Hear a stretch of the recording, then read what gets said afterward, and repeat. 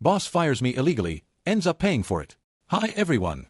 Here's how my ex-boss and his brilliant management team tried to exploit me and ended up handing me the perfect revenge on a silver platter. Petty. Quite a lot.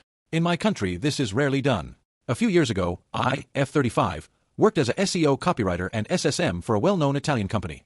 I spoke and reported directly to Big Boss, General Manager, and Mini Boss. When they hired me, they forced me to open a VAT number, Partita IVA, and work as a freelancer.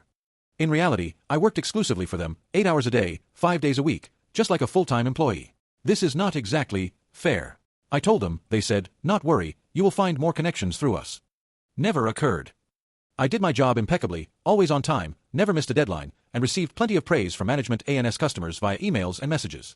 The twist. The Mini Boss's girlfriend and the Big Boss's mistress, yes, both on payroll, were hopeless at their jobs. They made mistakes, dumped their work on others, and only survived thanks to their connections.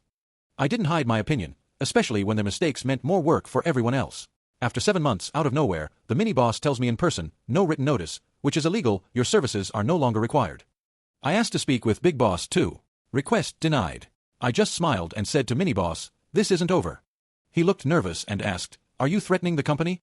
I replied, threats are for people who aren't sure they'll win. I'm making a promise.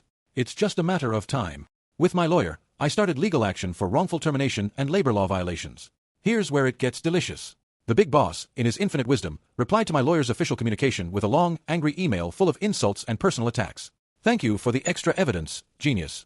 After a year, because Italian bureaucracy is slow as hell, I delivered a 200-page dossier of evidence.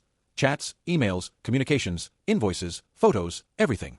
Less than a week after my lawyer filed it, in the middle of Christmas holidays, their own lawyer contacted me, practically begging me to name a settlement amount so they could avoid going to trial. With my lawyer, I asked for a 5-figure sum. They accepted without a single complaint. On the day of the settlement hearing, the judge actually congratulated me and my lawyer for how thoroughly we documented everything. She then turned to my ex-boss and gave him a stern warning about his appalling conduct, adding, we're honestly tired of seeing your name in court. Looks like a leopard really doesn't change its spots.